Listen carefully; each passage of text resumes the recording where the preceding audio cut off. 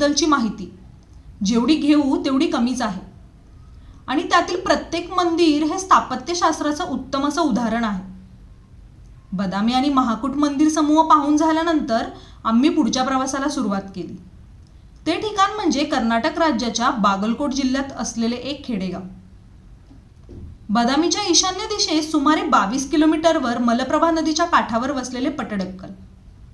पटडक्कल ही चालुक्य राज्य घराण्याची राजधानी असे म्हटले जाते.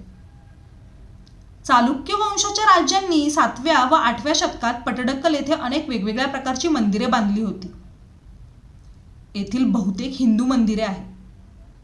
या ठिकाणास वेगवेगळ्या नावांनी देखील संबोधले जाते. काही लोक पट्टदकल्लू अथवा रक्तपुरा असेही म्हणतात. पूर्वी हा परिसर लाल रंगाच्या खडकाचा असल्यामुळे या जागेला किसुओलाल असे देखील म्हटले जाते. सर्वप्रथम इथे पोहोचल्यानंतर आपल्याला तिकीट घ्यावे लागते, कारण युनेस्कोने जागतिक वारसा स्थळ म्हणून पटडक्कल मंदिर समूह घोषित केला आहे. येथे पिण्याच्या पाण्याची सोय, स्वच्छतागृह तसेच मंदिर परिसरातील स्वच्छता एक नंबर आहे. येथे येण्यासाठी जवळचे रेल्वे स्टेशन व बस स्टेशन बदामी आणि बदामीवरून पटडक्कलला येण्यासाठी रिक्षा, बस हे ऑप्शन्स आहेत. गेटमधून आत गेल्यानंतर चारही बाजूंनी दगडी भिंती आणि मधोमध असा भव्य मंदिरांचा समूह असं विहंगम दृश्य आपल्याला पाहायला मिळतं.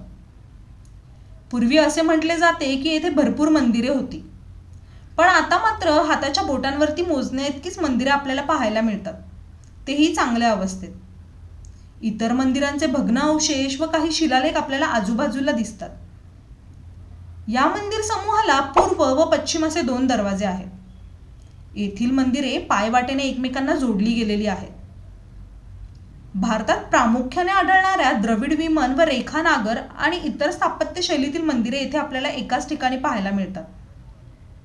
मंदिर समूहाच्या चहूबाजूंनी चैत्य, पूजास्थळ आणि कोनशिला आहेत.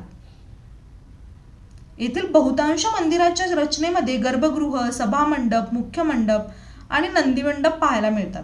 मंदिराचे शिखर खूपच आकर्षक असून शिखरावर शिल्पपट, देवदेवतांच्या मूर्ती आहेत. स्तंभावर असलेले कोरीव काम, नृत्य करत असलेले नर्तकी, वाद्य वाजवणारे वादक असे शिल्पकाम आपल्याला दिसून येते. मंदिराच्या बाहेरील बाजूस रामायण, महाभारत व पौराणिक कथांवर आधारित शिल्प व कोरीवकाम पाहायला मिळते. याशिवाय शिवांची विविध रूपे व नागनागिनी यांची शिल्पे देखील आपण पाहू शकतो. येथील स्तंभावर चितारलेली गंगा, पूर्ण कलश, अहिल्या व इंद्र यांचे शिल्प तसेच छतावरील शिल्पात सूर्य, रथ, वेटाळे घातलेला नाग असे सुरेख कोरीवकाम दिसतं. पटडक्कल येथील मंदिर समूहात आपण विरूपाक्ष मंदिर, संगमेश्वर मंदिर, पापनाथ मंदिर, मल्लिकार्जुन मंदिर, काशी विश्वेश्वर, गलंगनाथ व जंबुलिंग मंदिर पाहू शकतो. विरूपाक्ष मंदिर हे द्रविड शैलीतील असून मंदिराच्या रचनेवर कांचीपुरमच्या कैलासनाथ मंदिराचा प्रभाव जाणवतो. 5 स्तरांच्या चौथऱ्यावर हे मंदिर बांधण्यात आले असून चौकोनी शिखर व कळस आहे. अंतराळावर असणाऱ्या मोठ्या आकाराच्या शुकनासीमुळे दुरून देखील विरूपाक्ष मंदिर आपण ओळखू शकतो आणि यामुळेच विरूपाक्ष मंदिराला सर्वात उंच मंदिर मानले जाते. संगमेश्वर मंदिराची रचना विरूपाक्ष मंदिराप्रमाणेच आहे, फक्त सभामंडप उघडा आहे. या मंदिरात पापनाथ हे सर्वात जुने मंदिर असून त्यानंतर विरूपाक्ष मंदिराची स्थापना झाली. विरूपाक्ष, पापनाथ व संगमेश्वर मंदिर वगळता इतर मंदिरे आकाराने लहान आहेत. येथील विरूपाक्ष मंदिरात पूजाविधी केले जातात. चालुक्य घराण्याचा हा समृद्ध संस्कृतीचा वारसा पाहण्यासाठी देश विदेशातील पर्यटकांची तुडुंब गर्दी आपल्याला येथे पाहायला मिळते. येथे असणाऱ्या विविध शैलीतील मंदिरांचा समूह पाहून तज्ज्ञ या समूहाला वास्तुकलेची कार्यशाळा असे संबोधतात. ह्या वास्तू व मंदिरे त्यावरील शिल्पकाम, कोरीवकाम, नक्षीकाम वास्तुकलेचे महत्त्व दाखवून देतात आणि म्हणूनच युनेस्कोने पटडक्कल समूहाला ऐतिहासिकदृष्ट्या जागतिक वारसा स्थळाचा दर्जा दिला आहे.